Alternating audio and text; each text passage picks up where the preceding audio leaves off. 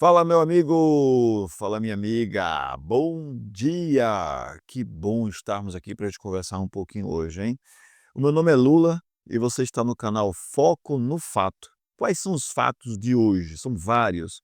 A política brasileira é uma verdadeira novela. A cada dia tem um capítulo, e é um capítulo cada vez mais emocionante. O final dessa trama, você já deve imaginar qual seja. Porém, até lá, o caminho parece ser longo e delicioso. Bom, a reportagem de hoje do jornal o Globo traz o ex-ministro o ex-ministro da Justiça, o ex-ministro da Defesa, Paulo Sérgio Nogueira, durante interrogatório no STF. O que que ele diz, pessoal? Vocês lembram quando Bolsonaro, frente a frente com Alexandre de Moraes, o Xandão, tremeu, arregou e chamou os seus adoradores de malucos? Você lembra bem desse dia? Ficou famoso, o Brasil inteiro, e os bolsonaristas receberam essa marca de malucos. Só que agora, além desta, tem uma outra que é semelhante, mas é diferente. O ex-ministro da Defesa, ele chama o pessoal de doidos. Ex-ministro da Defesa afirma ao STF que atuou para demover Bolsonaro de assinar doideira levada por radicais, entre aspas, tá? E ele diz aqui embaixo, olha só, Nogueira trabalhou para demover, ou seja, para remover Bolsonaro de assinar qualquer medida de exceção e temia que alas radicais do governo o levasse a assinar uma doideira. Então agora a gente tem 2 adjetivos aí que a gente pode escolher para identificar os seguidores mais radicais de Bolsonaro. Além de radicais, como a própria palavra já diz, pode ser chamado de malucos ou doidos. Malucos por Bolsonaro e doidos pelo ex-ministro Nogueira. É, fazer o quê? Realidade nua e crua. E você? Qual adjetivo você escolhe para melhor definir os adoradores do Bolsonaro? Deixa aqui nos comentários, tá bom? E agora nós iremos falar sobre o próprio Jair. Pois é, o próprio Jair tem dado notícias, como sempre faz, e dentre estas, nós temos hoje aqui, defesa de Bolsonaro chama acusação de da PGR, que é a Procuradoria-Geral da República, de absurda, e diz que ex-presidente determinou transição, não golpe. Tem sido a desculpa ou a defesa do Bolsonaro para alegar que ele não trabalhou para um golpe, o que, na minha opinião, é totalmente falso. Ele trabalhou sim desde o início, desde 2021, para preparar o terreno para, caso não vencesse as eleições, iria alegar que tinha sido fraude. A gente conhece todo o sistema, todo o trâmite, passamos por várias etapas até chegarmos ao finalzinho. Só que no finalzinho ali, ele percebeu que não tinha o apoio das Forças Armadas, pelo menos de 2. E aí ele disse: "É, já que eu não vou poder fazer, vou dar uma aliviada aqui", trocou os comandantes das Forças Armadas, a pedido do Mussi, que era pedido do Lula. Mas vamos lá, pessoal, que diz o seguinte, olha só, argumentos fazem parte de alegações, deixa eu trazer aqui para a gente, tá? Argumentos fazem parte de alegações finais enviadas ao Supremo Tribunal Federal sobre o processo de trama golpista.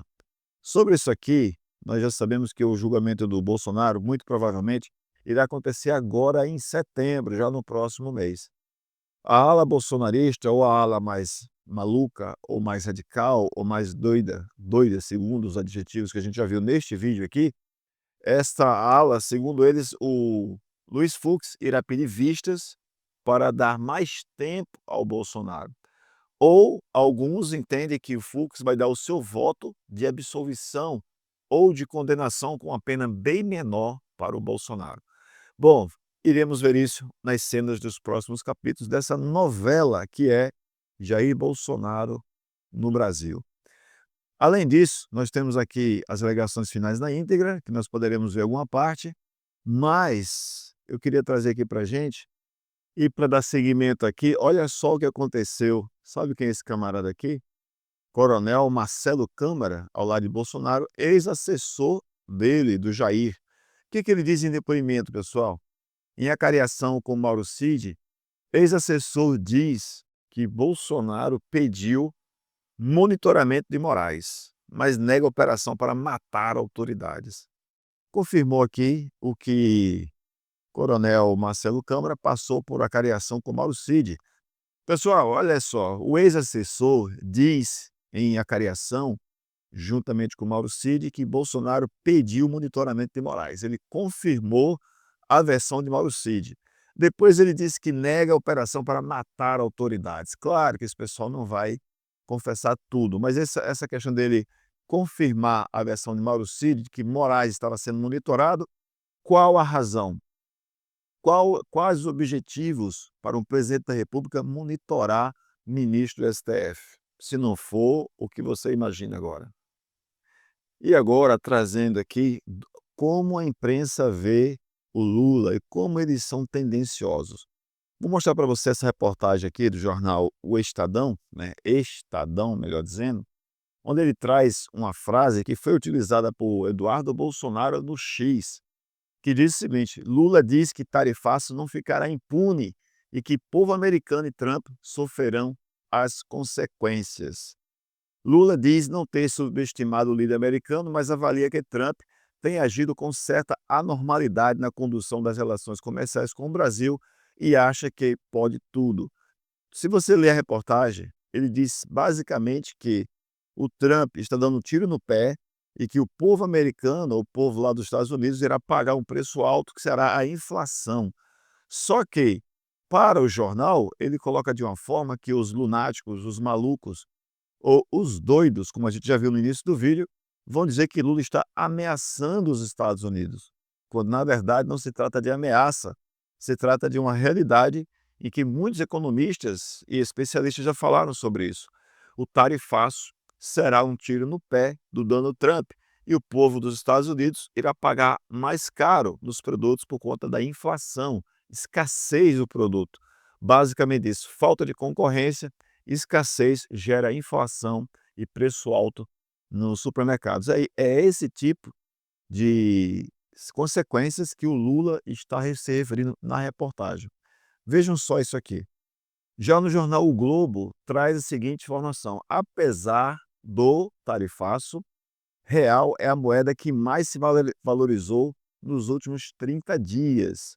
Ou seja, o dólar está caindo, o real está se valorizando, apesar de Donald Trump, que tem sido uma pedra de tropeço nesse caminho do progresso do Brasil. Voltando aqui ainda para o jornal O Globo, traz o seguinte: o Lula está trabalhando para socorrer afetados.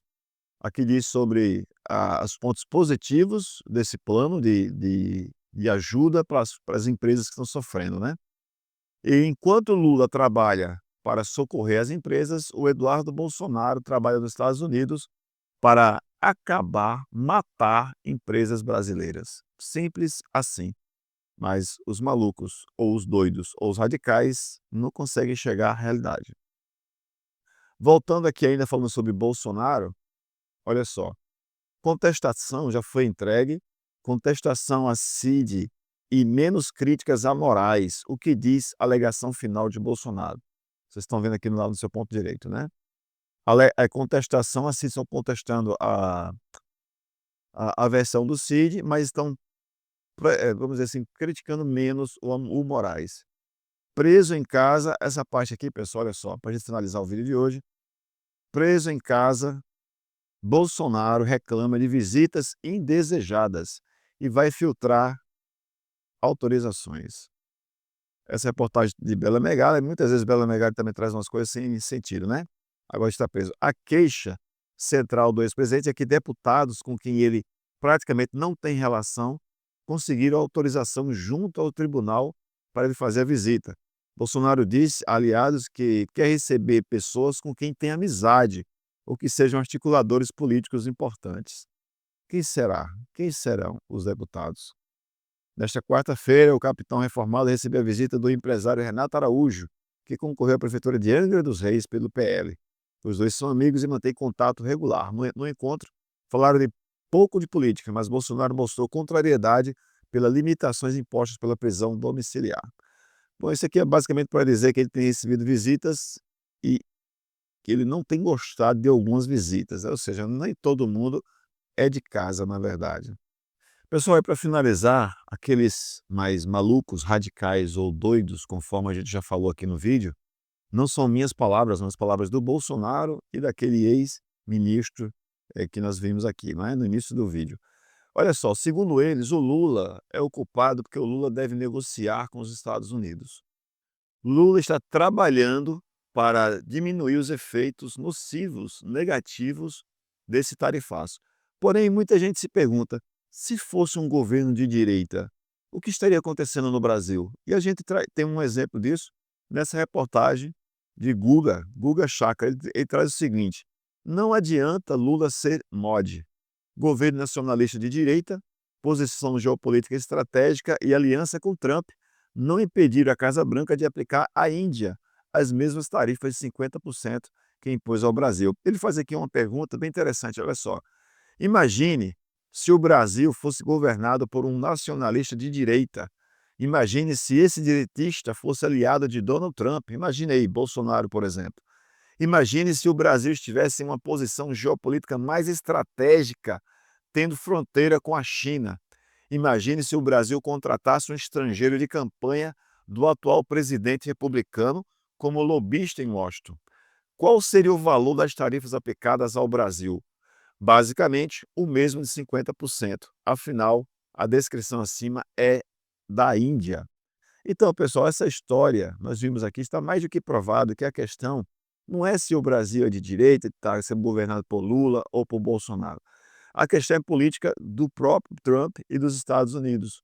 A Índia, aliada política, governada com políticos de direita, fazendo lobby com os caras ali experientes lá no governo da Casa Branca, mesmo assim tomaram uma sanção de 50% de tarifas, um tarifaço.